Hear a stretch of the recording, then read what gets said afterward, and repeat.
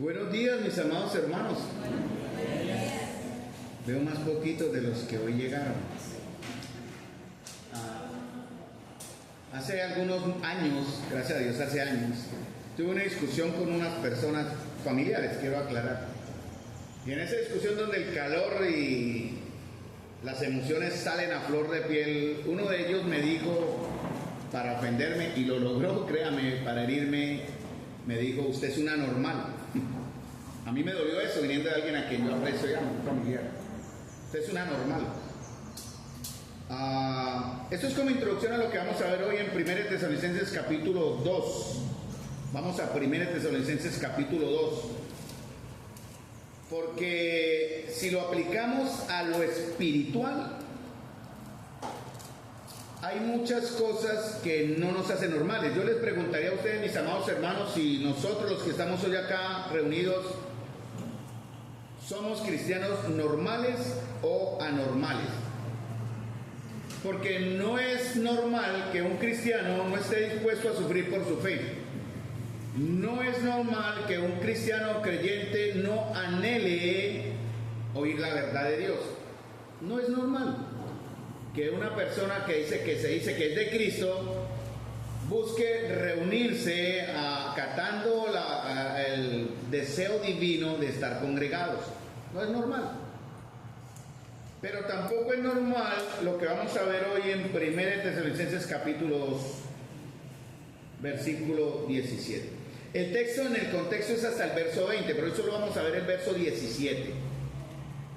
Porque vamos a leerlo, ¿no? Dice la escritura, voy a leer algunos apartes de la palabra de Dios en la nueva versión latinoamericana, así que va a diferenciar un poquitico de la Reina Valera, pero es porque me da otros términos que me enriquecen, me permiten enriquecer la idea de lo que quiero compartir con ustedes, o más bien que el Señor quiere compartir con ustedes.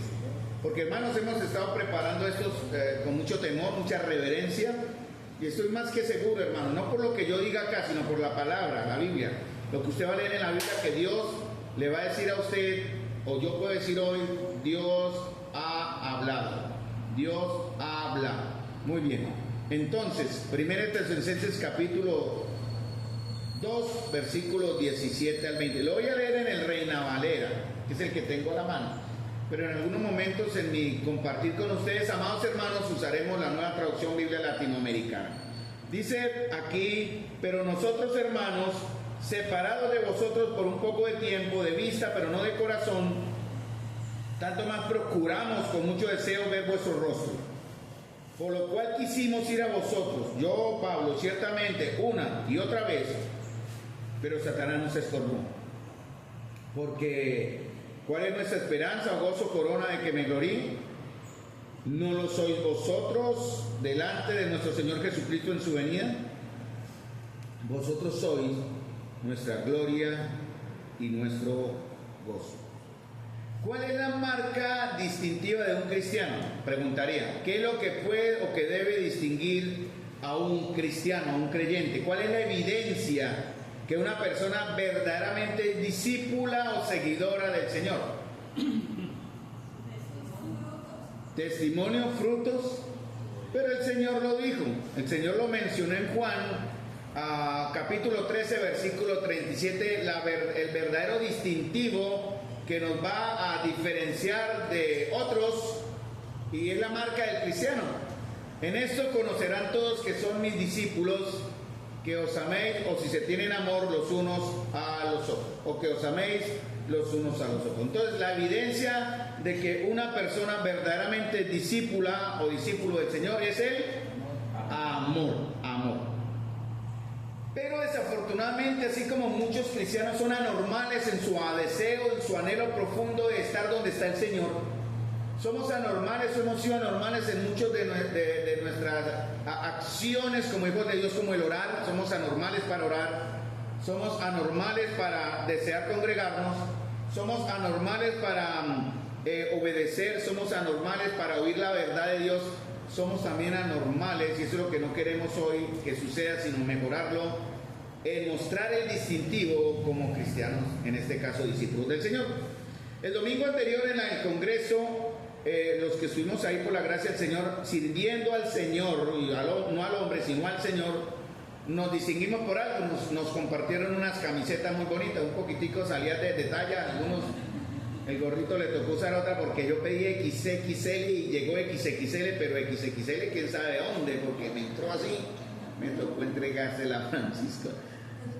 Hermanos, entonces, para volver al tema y no quedarnos en la introducción, en la ilustración, ¿qué es lo que nos debe distinguir como hijos de Dios? El amor. En esto conocerán que son mis discípulos si se tienen amor los unos a los otros. Entonces, respecto al amor que se debe vivir en una relación entre nosotros, porque recuerden una cosa, estamos viendo primero el libro de los Tesalonicenses, es una carta escrita por Pablo a la iglesia. No le escribe a personas específicamente, individualmente, le escribe a toda la iglesia. Y Pablo quiere aclarar algo, quiere enseñarnos hoy algo. Y vamos a hacer un análisis como vamos a disgregar la clase de amor que Pablo tenía. Porque hermanos amados, ese es el amor que Pablo quiere que nosotros vivamos. Y vamos a ir a la escritura. Vamos a ver en los domingos que me corresponda 3 puntos. Voy a ver solamente el primero, ¿no? El primero que vamos a ver, el deseo ardiente del amor de Pablo. Solo vamos a ver eso que está en el verso 17. Y en el verso 18 vamos a ver los obstáculos al amor de Pablo, ¿cierto? ¿Qué impedimentos surgen para amar? Y en los versículos 19 y 20 vamos a ver la esperanza del amor de Pablo, la esperanza motivadora del amor de Pablo. 3 cosas que tienen que ver con Pablo. Y si hablamos de Pablo también se tiene que ver relación con nosotros. Entonces, el deseo ardiente del amor de Pablo, verso 17, hoy nada más. El obstáculo al amor de Pablo, lo veremos próximamente. Y por último, la esperanza motivadora del amor de Pablo. Muy bien. Entonces recordemos la historia. Hechos capítulo 16-17 nos cuenta qué es lo que sucedió en la iglesia en Tesalónica, ¿cierto? Verso 17 nada más. Pero nosotros, hermanos, separados de vosotros por un poco de tiempo de vista, pero no de corazón, tanto más procuramos con mucho deseo ver vuestro rostro. Pablo nos dice en 1 Corintios capítulo 13 versículo 13 que hay 3 virtudes finales en la vida cristiana, que son la fe, la esperanza y el amor. Son 3 virtudes que son como el resumen de muchas otras virtudes pequeñas, llamémoslo así. La fe, la esperanza y el amor, pero él dice que el mayor de todos es ¿cuál? El amor. ¿Sí? Entonces, cuando nos reunimos, hermanos, como salvados por el Señor, queremos y oramos, créame, es parte de nuestra oración antes de comenzar el culto, que los que nos están visitando entiendan que nadie va a ser salvo solo por amar. Y me explico. No predicamos solamente el perdón de pecados basados en el amor. Hay iglesias que se enfocan solamente en ese aspecto de una generalidad del carácter de Dios, que es Dios le ama y por tanto usted va en ese amor a recibir los beneficios de la salvación. Ojo con eso, hay que tener mucho cuidado con eso, porque Dios también en su carácter es un Dios santo, es un Dios justo, es un Dios de gracia y misericordia que ha provisto a través del Evangelio en la persona de Cristo una solución al problema del pecado del hombre.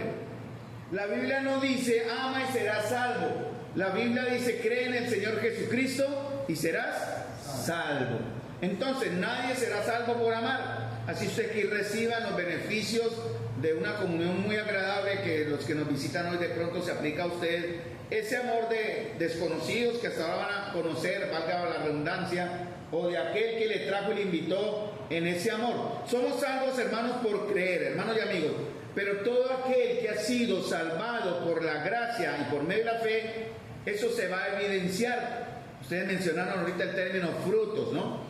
Demostrar su salvación por medio del amor. Entonces, el amor es la prueba, es la evidencia.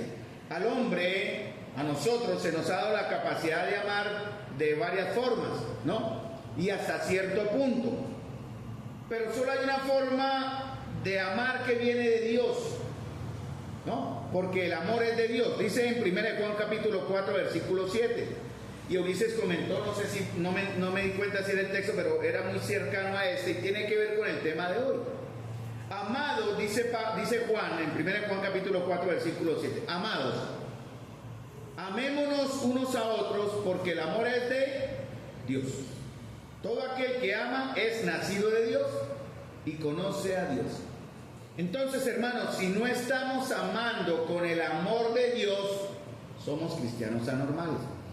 Como dije, hay 4 expresiones en la Biblia que hablan del amor. ¿Cuál es la que debemos vivir como iglesia? Hay una que es la máxima.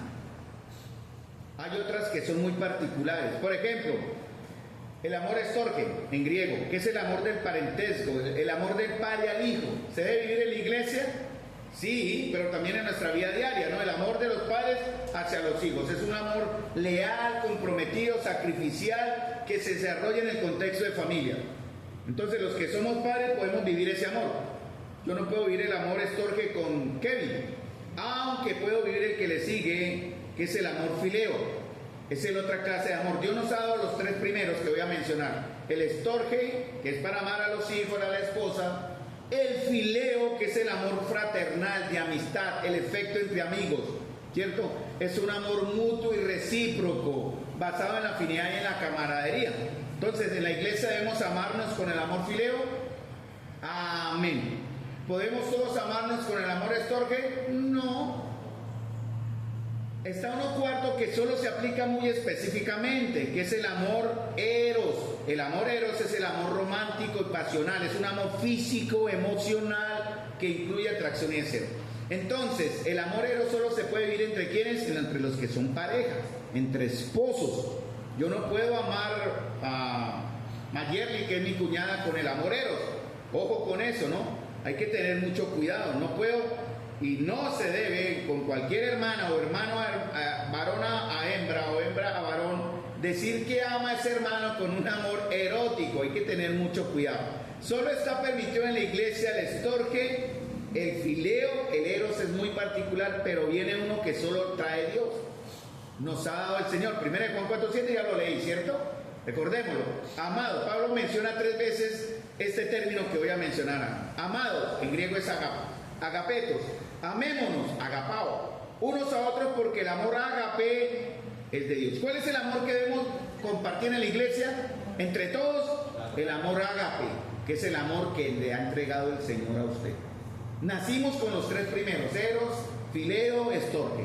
Pero recibimos al momento de creer un amor que va a sobrepasar barreras, distancias, estados sociales, educacionales, y de muchas razones es el amor que Dios nos ha entregado para que vivamos en la iglesia. Pablo, vamos a hacer un análisis del amor de Pablo. Porque a partir del verso 17 al 20, recuerden qué fue lo que sucedió en Hechos, ¿no? Hechos 16-17. Ellos llegan de Filipos. ¿Cómo fueron sacados Pablo, Silas y Timoteo de Filipos? ¿A las buenas o a las malas? A las malas, golpeados, azotados con varas. Y salieron expulsados de la ciudad. 120 kilómetros más adelante, casi 3 días, 4 días de andar, llegaron a Tesalónica. Y comienzan a predicar la palabra del Señor en las sinagogas por 3 días de reposo consecutivos. Posiblemente Pablo alcanzó a durar en Tesalónica entre 1 y 3 meses, aproximadamente. Y por 3 semanas enseñó la palabra en la sinagoga y hubo un resultado porque el Señor reunió a los que Él había apartado. Por eso Él dice en 1 Tesalonicenses capítulo 1, sabemos, hermanos, amados y escogidos de Dios. Y ese pequeño grupo de cristianos se empezó a reunir con Pablo. Y Pablo empieza a discipularlos entre 1 y 3 meses más o menos. Pero hubo un problema. Empezaron los celos entre los judíos. Y los judíos reunieron a hombres ociosos, malos, juntaron, hicieron una multitud, alborotaron la ciudad, acusaron a Pablo, Silas y a Timoteo y también fueron sacados. No los golpearon, los encarcelaron también y les cobraron una multa para dejarlos salir. Un hermano que figura ahí en Hechos, capítulo 16, por nombre, fue el que les ayudó. Y es el hermano exactamente, el hermano, y lo voy a leer porque lo voy a buscarlo, a Jasón, pero obtenía fianza de Jasón y de los demás lo soltaron. ¿Sí entiende, no? Les pusieron una multa. Van a predicar el evangelio, no pueden predicar el evangelio. Van a ser encarcelados y si no quieren encarcelados, paguen la multa. Pagaron Jasón, el hermano, uno de los primeros creyentes de aquí, con algunos nobles también, y ellos pudieron salir de Tesalónica. Pero hermanos, sucedió algo. Miren que en tan corto tiempo, menos de 3 meses, escuchen bien la enseñanza, hermanos. Pablo desarrolló un amor por esos hermanos tan profundo y tan diciente, un amor que muchos de nosotros duramos meses e incluso años en practicar, conocer, practicar o vivirlo y practicarlo. Pablo lo desarrolló en ellos en menos de 3 meses. ¿Debe ser el amor de Pablo el mismo amor que todos nosotros como iglesia debemos practicar? Sí, señores. ¿Cómo llegó Pablo a amar a los hermanos de Tesalónica en tan corto tiempo? Vamos a ver, hacer un análisis de algunas palabras, porque en el verso 17 al 20, Pablo usa en su carta unas palabras que en el español, si no las analizamos bien, no nos van a dar un entendimiento correcto de la profundidad de la palabra. Vimos que ya, como les mencioné, Pablo, Silas y Timoteo llegaron a Filipos, de allí los judíos celosos, los expulsaron. Y Pablo tuvieron menos de 3 meses para discipular a los cristianos. Cuando ellos salieron, los judíos y los malos, porque siempre se va a meter en la iglesia, créame, en un grupo de buenos creyentes siempre va a haber cizaña, de algún lado surge. Nadie siembra la mala cizaña, ¿cierto? ¿Alguno ha puesto semillas de mala cizaña? No, te siembra en su campo, cuando menos piensa empieza a ver la mala hierba saliendo, ¿no? ¿Y de dónde? ¿De cómo salió? ¿De qué resultó? Pero ahí está. Pues bien, habían malos hermanos, falsos creyentes, que se introdujeron secretamente y empezaron a minar la esperanza de ellos. Y una de las cosas que ellos acusaban a Pablo, Silas y Timoteo fue: estos son malos maestros, mire, salieron corriendo, ve, no los aman lo suficiente. Por eso Pablo en 1 Tesalonicenses 2,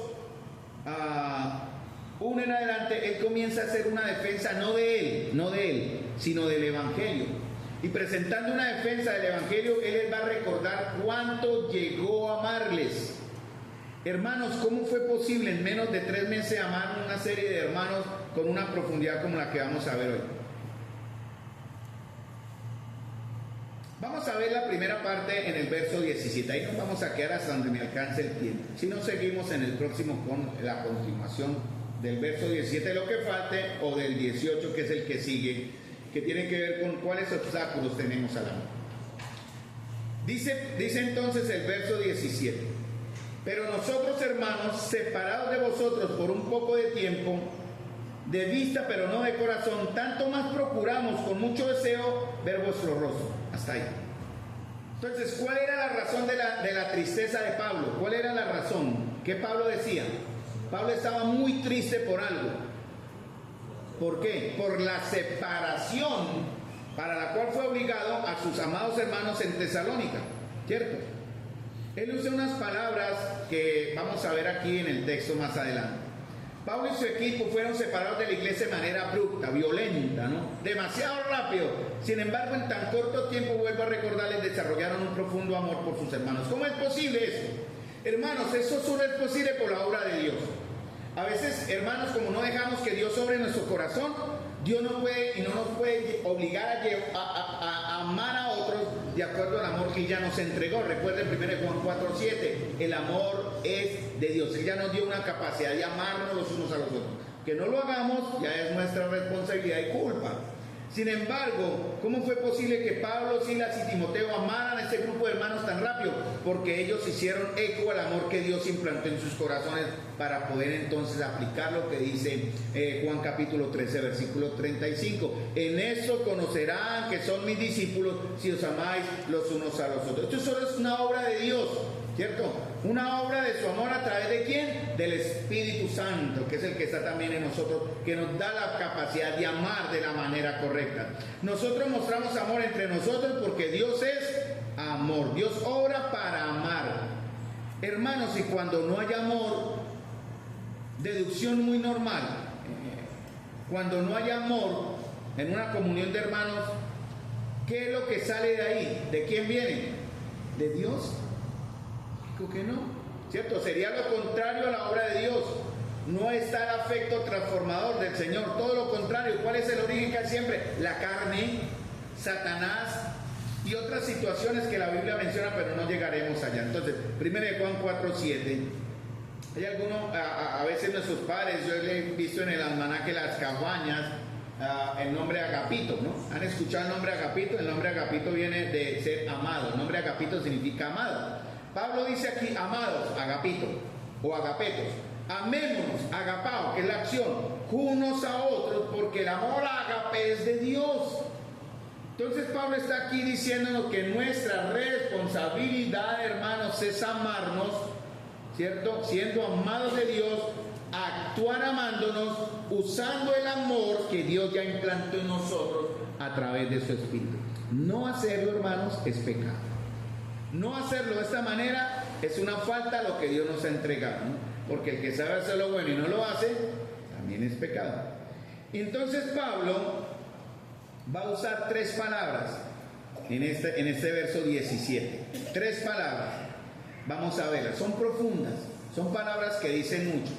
La primera dice, pero nosotros, hermanos, separados. Aquí en español está separado. No sé por qué no la tradujeron correctamente. O sea, quiero decir, el sentido que es en el griego. La palabra separado, dice, Pablo tenía un deseo ardiente por causa o a causa de qué. Él había sido separado de sus hermanos. La palabra que se traduce como separación aquí en griego, que ustedes lo están viendo en el Reina Valera, significa literalmente ser huérfano. Debió haberse puesto más bien, pero nosotros, hermanos, huérfanos de vosotros, por un poco de tiempo, pero los traductores colocaron también correctamente separados. Es una separación violenta, pero la palabra que está aquí en el griego es la palabra que se usa para huérfanos, ser hecho un huérfano, ¿cierto? Quedarse huérfano por separación forzosa, que es la palabra fanisomai, pero Pablo le introduce una palabra anterior que refuerza la idea de lo que él está diciendo. Él usa un prefijo que le da más intensidad a la palabra. ¿Sí me entienden? Por ejemplo, tengo hambre. Es fácil, yo digo tengo hambre, pero si digo tengo mucha hambre, se va a notar la urgencia, ¿no? Ya se va a morir el pobre si no come, ¿no? Tengo sueño. Tengo mucho sueño. Pablo usa un prefijo que va a dar una idea de la palabra huérfano más dramática, más intensa. En realidad Pablo lo que quiso decir fue, pero nosotros, hermanos, mucho más huérfanos de vosotros. Eso fue lo que Pablo quiso en verdad decir, ¿no? Su separación no fue solamente dolorosa, sino súper dolorosa. No fue angustiosa, sino súper angustiosa. Una separación desgarradora y dolorosa. No sé cuántos han pasado por esa condición. Ver a alguien partir. Cuando Keren vino por primera vez que vino, para nosotros ir a despedir al aeropuerto fue mucho más que desgarrador. No sabíamos en qué momento ella volvería. Eso fue aún terminando la segunda etapa en sus estudios en el instituto. No sabíamos que el Señor que le tenía a ella en su vida, los años nos han demostrado que el Señor le tenía cosas muy buenas para ella. Pero nosotros llevarla al aeropuerto y despedirla fue para nosotros desgarrador. No, fue muy desgarrador. Fue muy doloroso, fue angustioso para nosotros. Aunque gracias a Dios no fue una separación violenta. Es como la separación, dar una idea profunda y dolorosa de un niño cuando pierde a sus padres. Los que han perdido papás de manera rápida y repentina. ¿Cómo se sintieron? ¿No? El dolor, ¿no? Es lo que quiero llegar. Pablo tenía ese dolor, ¿no? Alguien que pierde un miembro o una pierna en un accidente, ¿cómo se siente, no? Estar completo hoy y al siguiente día faltarme algo. Ese es el dolor intenso que Pablo estaba sufriendo al haber sido separado forzadamente de sus hermanos recién convertidos. Otra verdad que dice Pablo, dice, mire, separados de vosotros por un poco de tiempo. Literalmente el término griego dice en el tiempo de una hora. Quiere decir que en tan poquito tiempo Pablo ya estaba sufriendo.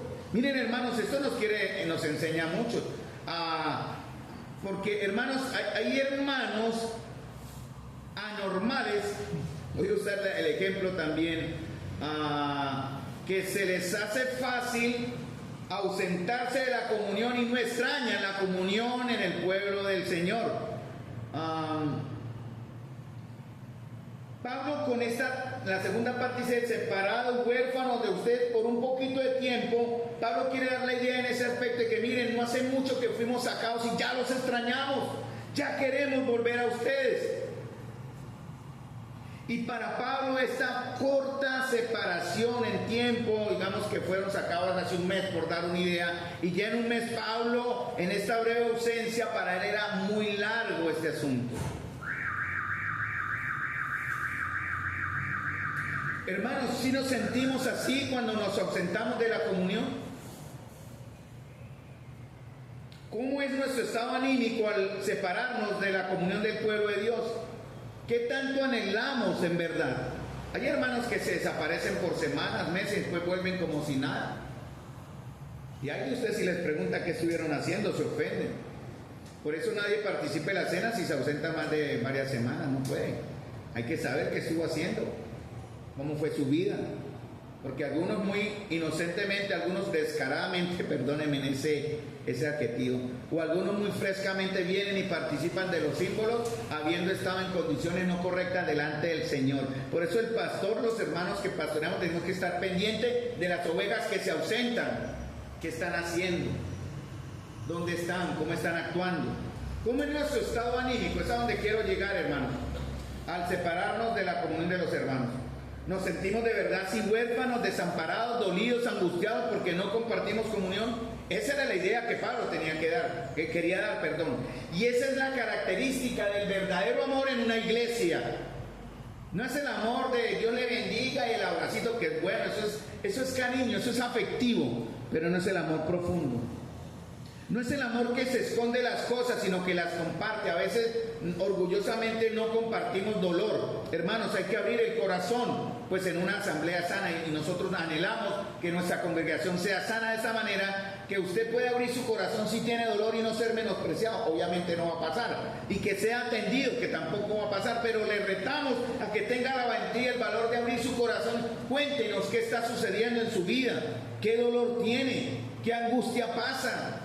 Para eso estamos, no solamente el liderazgo, sino toda la comunión en general para rodear si usted sufre algo. Bueno, estuvimos orando por Wilfredo en su accidente, ¿cierto? De alguna manera algunos llamaron, otros no llamaron, pero le hicimos sentir que aquí estábamos, aunque él no estaba reuniéndose con nosotros, yo no es mala. Y así puede pasar con cualquiera que cae en una condición de dolor, enfermedad o, bueno, la prueba que el Señor nos quiera traer a nuestra propia vida. No tenga temor de compartir su dolor a la comunión sabiendo que usted va a ser correspondido con el verdadero amor llamado ágape, el amor de Dios. Pablo y Timoteo y Silas fueron obligados, no solamente Pablo que habla en tercera persona, en segunda persona, pero nosotros, hermanos, separados de vosotros. Ya Pablo incluía a Timoteo y a Silas. Hermanos, pregúntense en su corazón cada vez que usted se ausente de la comunión, ¿qué tanto usted está anhelando, está extrañando la verdadera comunión? Y no solamente Pablo se sentía huérfano, separado violentamente, ese es el término en la primera parte del verso 17, sino también dice, de vista pero no de corazón, tanto más procuramos con mucho deseo ver vuestro rostro. En el Reina Valera, en la nueva traducción Biblia latinoamericana es, queremos ir a verlos, estamos ansiosos de ir a verlos. La palabra procuramos, que está en el verso 17, me siguen en el Reina Valera, en la nueva traducción latinoamericana se traduce ansiosos, ¿cierto? La palabra ansiosos en realidad, amados hermanos, tiene que ver con algo que procurar con diligencia. La palabra ansioso nos da dos sentidos para que lo entendamos. Combina el pensar con el actuar. Quiere decir, Pablo estaba ansioso de volver a Tesalónica y estaba haciendo lo posible por hacerlo. Pero dice en el verso 18, por lo cual quisimos ir a vosotros. Yo, Pablo, ¿cuántas veces? Mire, ciertamente, ¿cuántas veces? Una y otra vez. Ay, pero hubo algo. No sabemos qué, llegaremos allá cuando nos toque, nos corresponda la segunda parte, pero Satanás nos estorbó. Sin embargo, Pablo decía, yo estoy ansioso y procuro en verdad. Esa es la palabra que está aquí, lleva la idea de esforzarse, de hacer algo. Hicimos todo lo posible, pusimos todo nuestro esfuerzo en esto, en volver, no era emocionalismo, hermanos.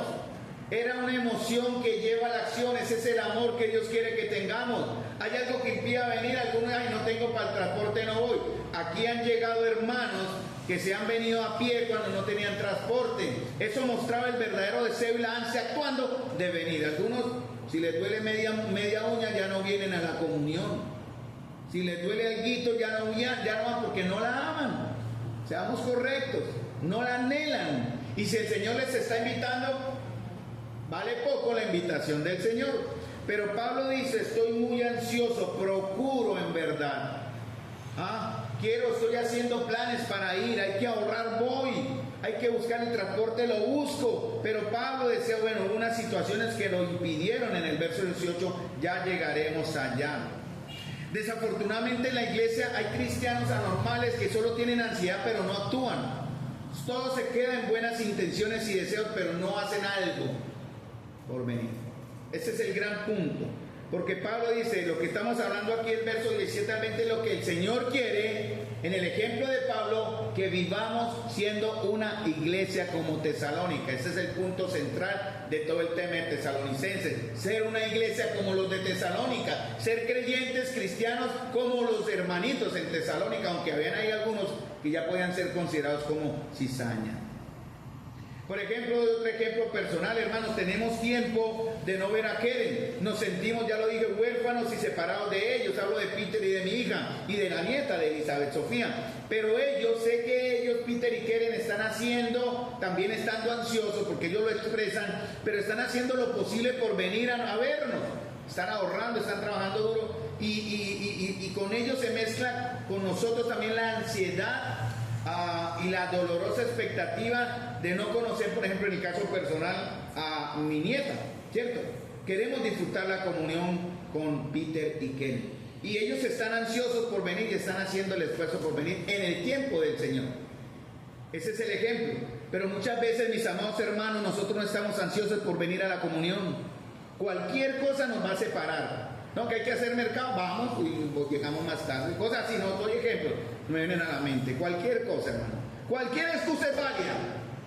Porque tal vez para muchos no quieren oír, por eso me extrañé y no voy a juzgar, solo doy como ilustración. Algunos veo el local más vacío como cuando arrancamos. ¿Dónde están? Los niños están arriba, pero algunos que salieron antes. ¿Qué pasó? Pregunto, ¿qué pasó? ¿Por qué no quedaron a las... Sí, hay hermanos que solo vienen a la cena y se desaparecen en la segunda parte. ¿Por qué? ¿Por qué no anhelan? ¿Por qué no tienen hambre y sed de Dios? Como dice el Salmo 42. Mi alma tiene anhelo, mi alma tiene sed y te anhela, ¿no? Como el ciervo brama por las aguas, así brama el alma mía, así tiene sed mi alma. Pero hay cristianos que no, hermanos, son anormales. Y no lo digo por los que tuvieron que marchar ahorita, no sé qué pasó, eso no estamos juzgando, solo doy el ejemplo. Hay cristianos que fácilmente se conectan, YouTube da muchas opciones, pero esa no es la opción bíblica.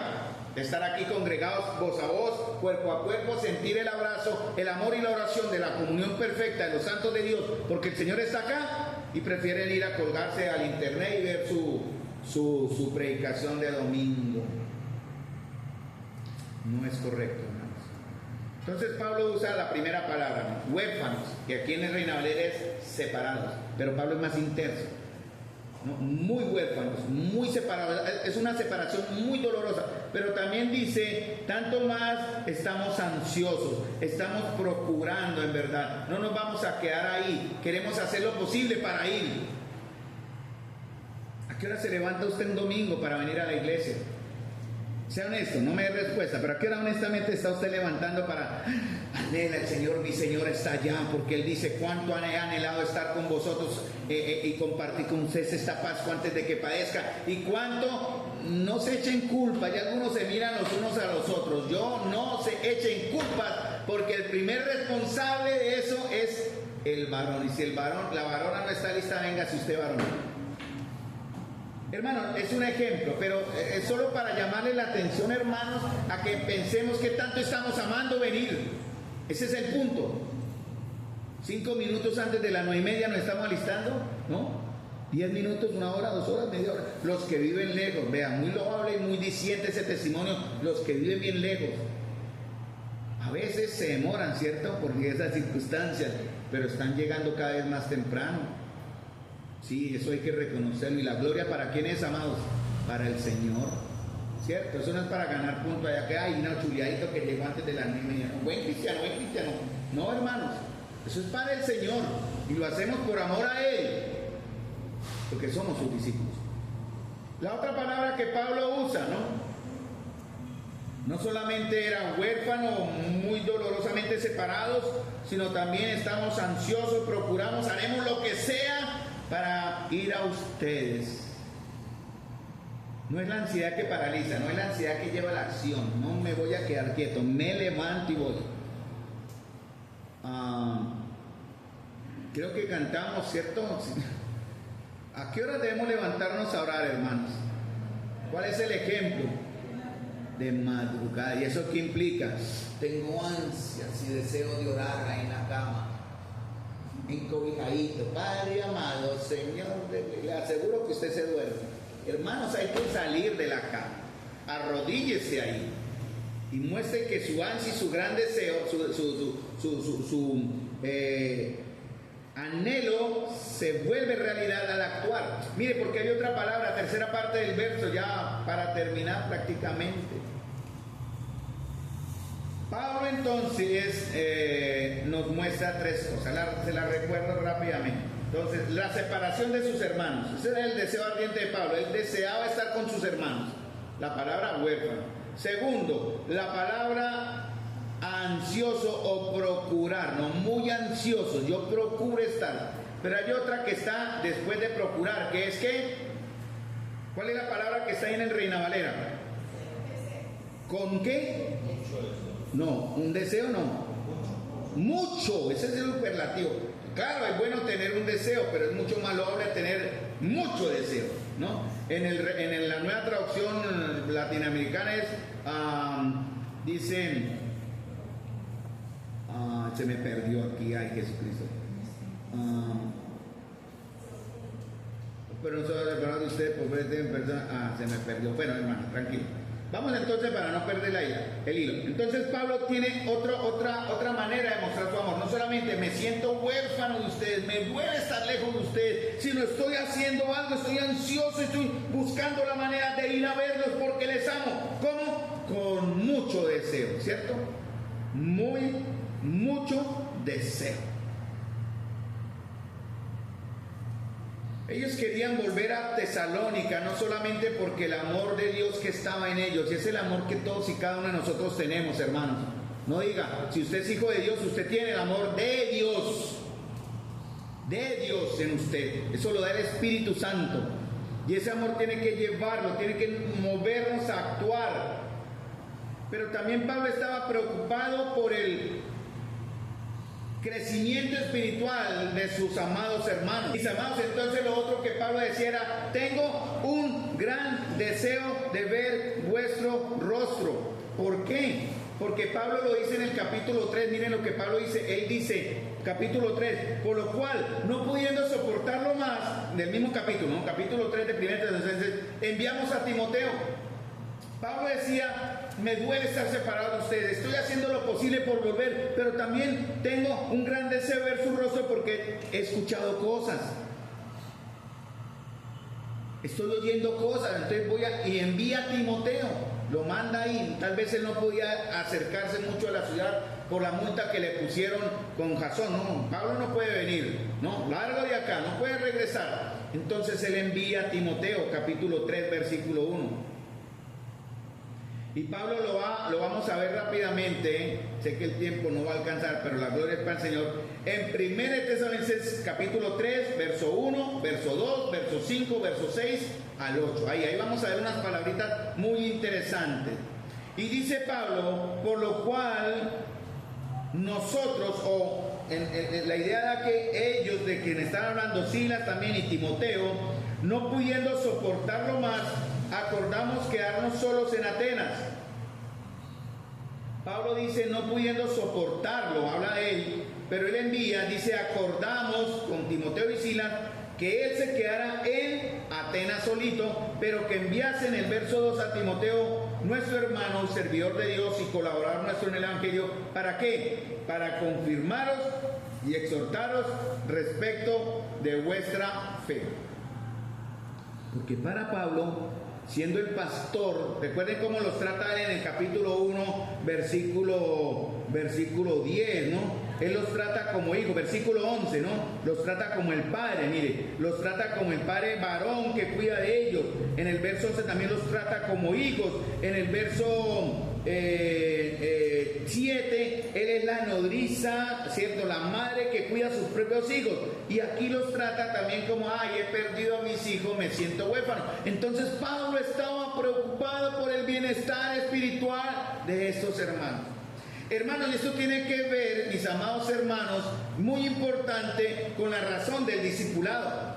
El verdadero amor cristiano se preocupa genuinamente por la condición espiritual de los hermanos de la fe. Y eso no es tarea solamente del anciano pastor.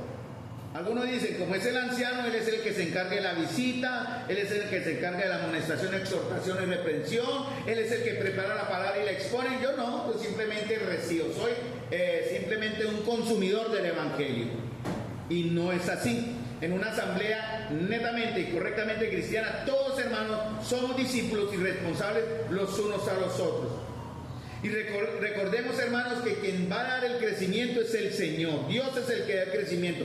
Pero Dios va a usar instrumentos, herramientas, que son ustedes, que somos nosotros, para que sigamos creciendo en la madurez. Recuerda que vimos Efesios capítulo 4, versículo 11 al 16. Y él mismo constituyó a unos y da una serie de ministerios y dones que muchos de ustedes hoy ya están mostrando de alguna forma en la comunidad de iglesia. Porque la razón del amor, mis amados hermanos, del amor cristiano, no es simplemente ofrecer un paliativo momentáneo a su dolor. No es solamente eso. Debe ser una solución permanente, pero también que podamos crecer a ser ¿qué? Semejantes a nuestro Señor Jesucristo. Hermanos amados, debe haber un discipulado mutuo en la iglesia. Ese discipulado no es una serie de programas, por ejemplo. Ven al programa de damas, ven al programa de jóvenes, o venga al programa de caballeros. No es un programa, no es un culto más, hermanos. Es el resultado, debe ser el resultado de una genuina preocupación y amor por el crecimiento del hermano que está a mi lado. No solamente usted crece porque otros se preocupan por usted, sino usted ayuda a crecer a su hermano que está también a su lado. Ustedes y yo, tenemos la responsabilidad de ayudar en lo que podamos al crecimiento de otros. Cualquier gesto, cualquier acción, cualquier servicio. Mira, ayer crecimos, ¿cierto? Casi ni llegamos. Si no timbra el teléfono y esperando que las damas llamaran, creo que llamaron, pero nosotros estábamos tan concentrados allá con Álvaro y Yolanda que no queríamos venirnos, hermano. Algunas llamadas nos hicieron salir ya y pero estamos, y créanme, Álvaro y Yolanda, nuevamente, para la gloria de Dios, ustedes nos hicieron crecer un poquitico más en la fe. Eso es fácil, aunque fue con una actividad muy humana, ¿no? Pero detrás de esa actividad estuvo la enseñanza de la palabra por Wilson, que le hicieron muy bien, y Álvaro, me enseñaron el capítulo 3 del libro Yo Primero. Entonces, hermanos, no son programas, es el resultado de una genuina preocupación y amor. Entonces, hermanos, eso también se vio en el Congreso. Cada uno de los que participamos en ese Congreso, nosotros lo hicimos pensando en el bienestar y el crecimiento de los demás. Dimos testimonio, si ustedes tal vez no lo hayan visto, pero se está viendo a otros que ven la forma en que nosotros vivimos ser una iglesia lo más cercana y correcta cada vez más a la verdad de la Biblia. El discipulado, hermanos, es una manifestación concreta del amor. Ahora, pregunto, algunos piensan que solo debemos discipular a los nuevos. Y no es así. Tenemos que discipularnos unos a otros, así usted ya lleve años acá, ¿cierto? Por ejemplo, ¿cómo estamos? A los nuevos. ¿Quién es nuevo acá? Perdón. ¿Quién es la más nuevecita? Isabel. Isabela, si yo le preguntara a alguno de los hermanos, ¿a usted le está enseñando a orar? Usted me podría decir a alguien, sí, me está enseñando a orar. Amén. Porque una de nuestras tareas con los más nuevecitos es enseñarlos a orar. Es un ejemplo. A leer la Biblia, ¿cierto? También a que si pecan, ¿qué pasa? Hablando de los más nuevecitos, que si han pecado, ¿qué pasa? Hay que ir a dónde. Vaya y confésesele al cura. No, al pastor. No, eso no está en la Biblia. Sino vaya a donde, al Señor. Y enseñarles eso, a confesar pecados, o también el amar congregarnos. Pero si una persona nuevecita como Isabela, no veas quien la está discipulando reunirse, ella va a decir, esto no es importante, yo tampoco me reúno. Si no lo ve a usted que le está ayudando en amor a crecer a ella, porque pusimos el ejemplo muy central de ella, a orar, ¿ella cómo va a orar? No va a sentir el deseo ni orar, ni leer la Biblia, ni congregarse, ni obedecer, ni otras cosas, porque no ven a aquel que es su hermano, que va a la iglesia a hacer lo mismo como un ejemplo de discipulado. Ese es el gran punto. Tenemos la responsabilidad de ayudarnos a crecer. Y así era el amor de Pablo, hermanos. Pablo se sentía huérfano a los 3 meses de separarse de la comunión. Hizo lo posible por volver, pero en verso 18 yo sé que unos inconvenientes. Y él tenía lo tercero que está aquí, que no he llegado allá, pero dice, tenía que un profundo deseo. La palabra profundo deseo, el que mencioné en la cena, es la palabra concupiscencia, que casi siempre se aplica a algo según el contexto malo, más que todo de tipo de carne, lascivia, concupiscencia, sexualidad, cosas así. Pero hermanos, la palabra no es mala, no en sí. Mencioné el texto en Lucas donde se dice, cuán profundo deseo tengo de estar con vosotros antes que padezca. Él tenía un buen deseo. Hermanos, es bueno tener un buen deseo, un profundo deseo que nos haga levantarnos y nos lleve a actuar. Ahora, hermanos, ¿acaso Pablo era un superhumano? ¿Ustedes qué piensan? ¿Pablo era un supercristiano? ¿Ustedes qué piensan? No, señores, Pablo era tan normal como nosotros, sujeto a pasiones como nosotros. Él no era el superhermano, el superespiritual, el supercristiano. Era un cristiano como muchos de los que estamos hoy acá, mis amados hermanos. Sujeto a pasiones, a luchas, a temores, no es diferente. Pero el Pablo entendía algo muy importante que vamos a ver el próximo domingo porque el tiempo no nos permite llegar allá. Hermanos, por ejemplo, en mi caso, llevo años y sigo trabajando en eso, créanme, buscando crecer en amor. Cada vez creo que me acerco una lineecita más a ese punto. Tengo una tendencia natural hacia la dureza, no es excusa. Tengo una tendencia natural hacia la falta de amor. Estoy luchando con eso, créanme, y estoy trabajando en eso. Ténganme paciencia. Porque la medida que yo quiero viendo eso, es aprender a amarlos a ustedes como Cristo me amó a mí. Como Pablo actuó al sentir el amor del Señor hacia él. Y yo podría preguntar, ¿acaso nosotros no luchamos con eso también? Es difícil para muchos acá mostrar el amor, ¿no?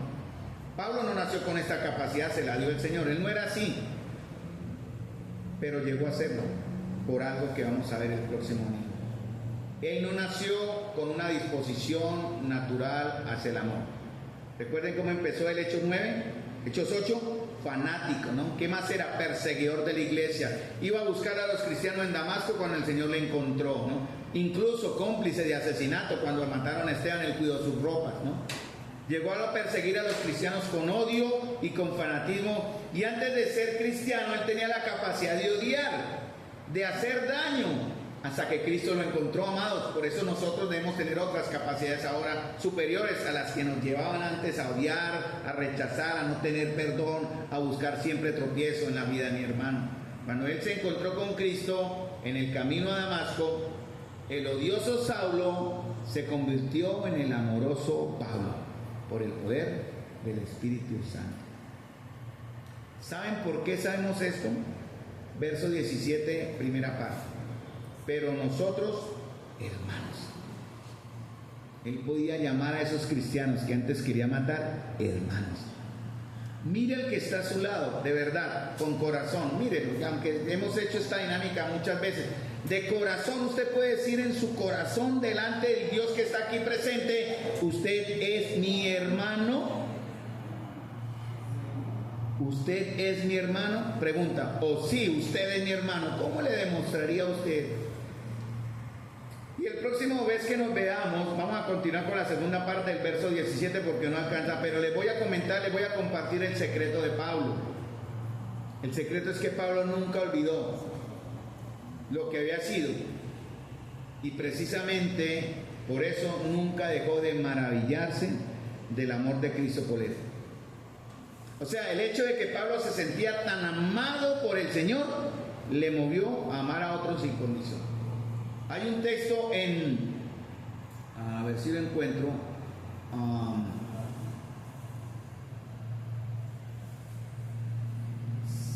Bueno, dice la escritura, eso está en Lucas, creo que está en Lucas. Yo por aquí lo tenía resaltado, pero se me pasó. ¿Por qué Pablo podía amar tan fácilmente? No, primeramente porque él entendía el amor del Padre hacia él, lo comprendió y a raíz de eso él podía amar a otros. Pero también dice la escritura que al que mucho se le perdona,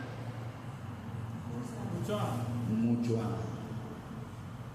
Ahí está, Lucas 7:47.